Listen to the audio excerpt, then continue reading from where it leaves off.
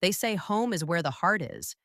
But what if the very place meant to be your refuge becomes the reason for your heartbreak? I didn't grow up in a broken home. On the outside, everything looked normal. Family dinners, shared traditions, Eid pictures, laughter at weddings. But beneath all of that were layers of emotional tension that only grew heavier with time. It started with the subtle jabs. You've gained weight again, haven't you? No good proposals because she's too quiet. She thinks she's better than the rest of us ever since she started praying regularly. Let's not ask her opinion, she's too sensitive.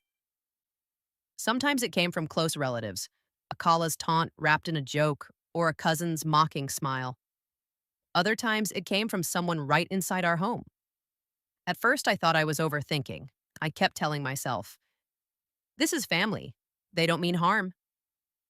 But slowly my heart started sinking every time I entered a room full of them. Ugh. My smile began to fade. My self-esteem took hit after hit. But what hurt the most wasn't the words. It was the feeling that no one noticed how I was withdrawing into myself. I didn't know how to handle it. I was taught to respect elders, stay quiet, smile, let things go. But Islam never asked me to destroy myself silently. One day, after another round of being mocked at a family dinner, I went to my room and cried like a child. That night, I made wudu and opened the Qur'an, not seeking answers, just seeking peace. And I came across this verse. And do not obey one whose heart we have made heedless of our remembrance. It stopped me in my tracks. Allah wasn't just talking about distant people. He was warning me that even those close to me, if they turn me away from remembrance, dignity, and peace, are not people I must blindly obey or please. That was the beginning of my healing.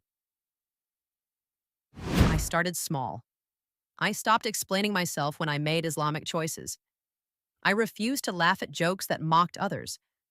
I stopped allowing relatives to corner me with inappropriate questions like, when are you getting married? Or why don't you talk more? I answered respectfully but firmly. And then I set my first emotional boundary. An aunt who often insulted me publicly once tried to humiliate me again in front of my cousins.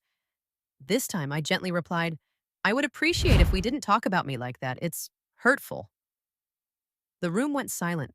The shock was visible. She scoffed. You're becoming too proud now, aren't you?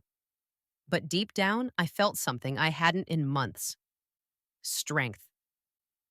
I remembered the Hadith. Do not cause harm or return harm.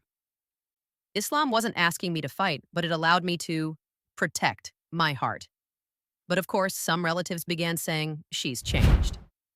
She's distant now. She thinks her hijab makes her better than us. I stayed quiet. Because I had changed, but not for arrogance, for peace, for Allah. I started doing something new after every painful family gathering. I would pour my pain into a dua. Ya Allah, you are my witness. You know what they say, how it makes me feel. Help me respond with dignity. Replace their hurt with your closeness. And every single time, Allah gave me calmness in return. I remembered this hadith. If you are as you say, it is as if you are putting hot ashes in their mouths. You will continue to have support from Allah against them so long as you continue doing that. Wow. So I kept my boundaries. I was kind, but not available for harm. I showed up when necessary, but protected my peace when possible. I forgave silently, but I stopped giving repeated access to those who only came to wound. I stopped feeling guilty for not being available to relatives who thrived on drama, gossip, and emotional games. And one day, sitting in the early light of Fajr, I realized something. Forgiveness doesn't mean accepting harm.